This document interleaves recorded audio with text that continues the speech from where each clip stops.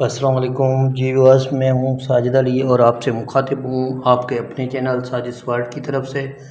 आज हमने मैथमेटिक्स का भी तरतीब से आगाज़ कर दिया है जिस तरह से इंग्लिश का किया था। तो आज जो हमारा टॉपिक है वो है रोमन नंबर्स। तो रोमन नंबर क्या है इसके बाबत आपको समझाएंगे और ये क्यों पढ़ते हैं, इसकी भी कोई वजह है वो भी हम आपको क्लियर करवा देते हैं कि रोमन नंबर्स पढ़ने की क्या वजह है। बेसिकली जो रोमन नंबर्स है वो सबसे पहले जो है एंशंट रोम में यूज़ हुए थे। कहाँ पर यूज़ हुए थे? एंशंट रोम, यानी जो कदीम रोम था वहाँ पर यूज़ हुए थे। मैं तो ये भी कह सकता हूँ कि रोमन ने जो है यहाँ पर भी असर छोड़ा, क्योंकि जिसका ड्यूरेशंस होता है जिसका यानी कि दौर होता है जो यानी कि कारनामे कर दे रहते हैं, तो उनके टाइम पर उनकी चीज़ें कुछ ना कुछ तोड़ देती हैं।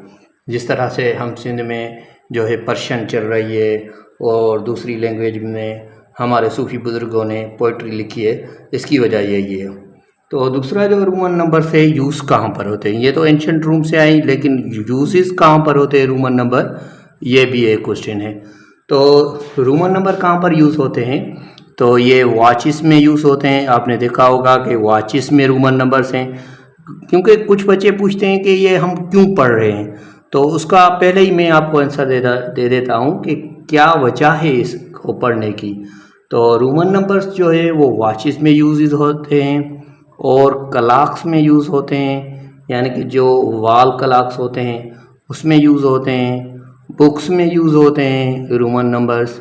उसके अलावा जो है सो एग्जामिनेशन में यूज़ होते हैं, और एग्जामिनेशन में आपने देखा होगा क्लास 1 2 इस तरह से लिखा होता है रोमन नंबर में, तो वहाँ पर भी यूज़ होते हैं एग्जामिनेशन में, क्लास में यूज़ होते हैं, असेंबली हॉल में यूज़ होते हैं।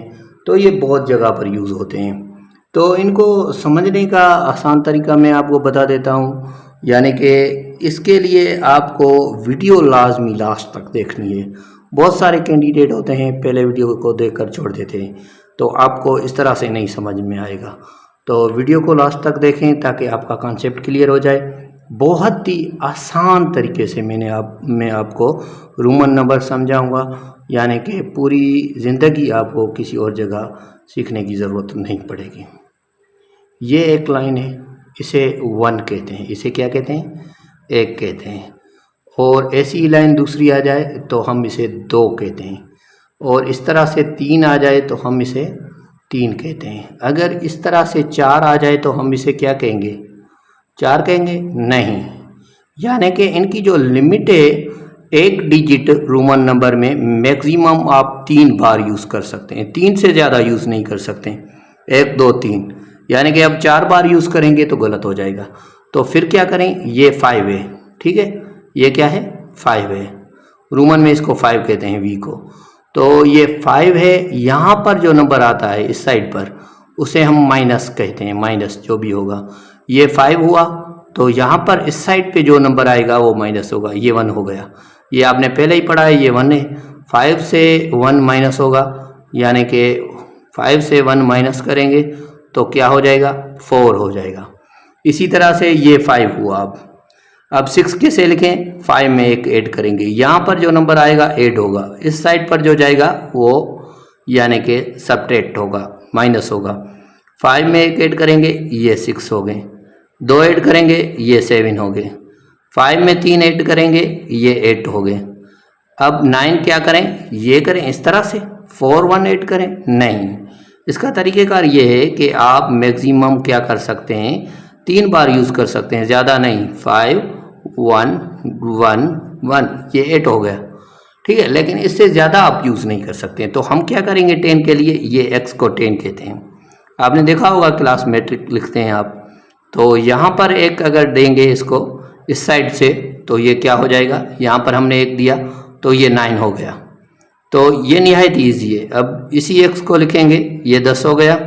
अब एक इस साइड पर देंगे, आपको मैंने पहले ही पढ़ा दिया है, समझा दिया है कि यहाँ पर जो 1 आएगा तो वो ऐड होगा।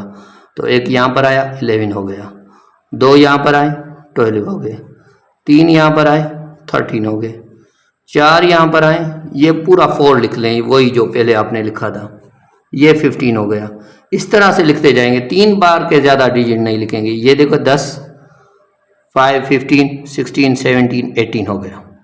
इसी तरह से आप लिखेंगे डिजिट, और कोई तरीक़ेकार यूज़ नहीं करें। 20 है तो 2 टाइम, 30 है 3 टाइम, ये 30 हो गया। और अगर 50 लिख रहे हैं, ये 50 है, यहाँ से 10 माइनस करेंगे 40 हो जाएगा, ये 60 हो जाएगा। ये 2 बार यूज़ करेंगे x, 70 हो जाएगा। x अगर 3 बार यूज़ करेंगे, l जो है उसको 50 कह दें, x 3 बार यूज़ करेंगे, ये 80 हो जाएगा। ये C फॉर सेंचुरी, सेंचुरी किसको कहते हैं? 100 को। 10 माइनस करेंगे 90 हो जाएगा। तो इसी तरह से लिखते जाएंगे, ये C हो गया, 100 हो गया। अब जो 500 की सैंपल है वो क्या है, यानी कि अगर 1000 लिखेंगे तो m लिखेंगे, ठीक है। ये आपको सैंपल यूज़ करनी है। अब जो GST 13 सितंबर वाली डेट पर जो पेपर आया था, उसमें ये लिखा था कि राइट, क्लास 4 से क्वेश्चन आया था GST में, ठीक है। तो लिखा हुआ था राइट 1947 इन रूमन। तो बच्चे बहुत परेशान हो गए थे और ऑलमोस्ट सारों ने गलत किया था, तो कोई मुश्किल ही नहीं है। ये क्या हुआ 1000, ये क्या हुआ 2000, 1 और 1, ठीक है। 1 और 1 कितने हुए 2000। हमने पढ़ा है कि हम इस साइड पे जो लिखेंगे वो माइनस करेंगे, और इस साइड पे जो लिखेंगे वो ऐड करेंगे। हमने यहाँ पर 50 लिख दी, यहाँ पर भी लिख सकते हैं आप, यहाँ पर भी लिख सकते हैं, इस तरह से भी लिख सकते हैं। वो आप देखेंगे ऑप्शन किस तरह से है, ठीक है। तो ये हो गया 1950, ठीक है। तो ये 50 माइनस हो गए। 1950 आता तो इस तरह से लिख दें। अगर 2000 आता तो फिर हम 2m दे दें, तो ये 2000 हो जाता। तो अगर इसी तरह से हमसे पूछ रहा है 1947, तो हम किस तरह से लिखेंगे।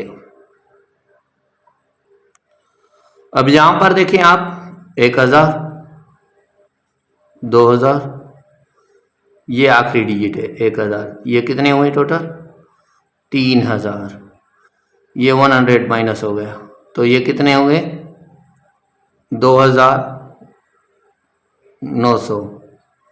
लेकिन हमसे ये नहीं पूछ रहा 2900, हमसे पूछ रहा है 1947। तो हम ये क्या करेंगे, ये 1000, ये 2000, ये 100 माइनस करेंगे, तो ये 1900 तो हो गया। अब क्या कह रहा है 47, तो हम क्या करेंगे, ये 40 लिखेंगे, 40 हो गया, तो ये हो गए 1900, ये हो गया 40, ठीक है। अब क्या करेंगे हम, इसी में जो है 5 ऐड करेंगे, ये 5 हो गए, फिर 1 2 ऐड करेंगे 2। अब इसको ऐड करें, 5 और 2 10, 7, 5 और 2 7, 7 और 40 47, और ये 1947। फिर भी मैं एक बार आपको समझा लेता हूँ, क्योंकि कुछ बच्चों को कन्फ्यूजन हो रही होगी। m जो है 1000 है, ये m 2000 हो गया। अब हमसे जो पूछ रहा है, ये पूछ रहा है 1947, तो क्या करेंगे, c यहाँ से लगाएंगे, ये कितना हो गया 1900। अब क्या करेंगे, यहाँ पर 40 लिखेंगे, ये हो गया 40, 50 से 10 माइनस हो गया 50, ये -10 हो गया, यानी कि 40 हो गया। अब 40 में 5 ऐड करेंगे, 45 हो गया, और अब 3 ऐड करेंगे, 7 हो गया, यानी कि अब जो हुआ 1947 हुआ। आप इस तरह से कोई भी मुझे नंबर दें, इंशाल्लाह मैं आपको सॉल्व करके दिखाऊंगा। कोई मुश्किल नहीं है, कोई परेशान होने की बात नहीं है, ये बहुत ही इजी है। यानी कि रोमन नंबर ये क्लास 3 के पहला टॉपिक से है और 4 का भी। तो अब हम आगे चलेंगे दूसरे टॉपिक्स पर। किसी को कोई भी प्रॉब्लम हो तो मुझसे पूछ सकता है। रोमन नंबर पर तवज्जो दें, जिस तरह से GST में क्वेश्चन आया है, किसी और जगह पर भी आ सकता है। तो ज़्यादा वीडियो देखते रहें। साजिद वर्ड, अगर चैनल को सब्सक्राइब नहीं किया तो सब्सक्राइब करें, लाइक करें, कमेंट दें और दोस्तों के साथ शेयर करें। जो भी क्वेश्चन हो कमेंट में ज़रूर पूछें। Thank you very much. अल्लाह अज़्ज़ व जल के दर दुआ है कि अल्लाह अज़्ज़ व जल आपको और हम सबको कामयाब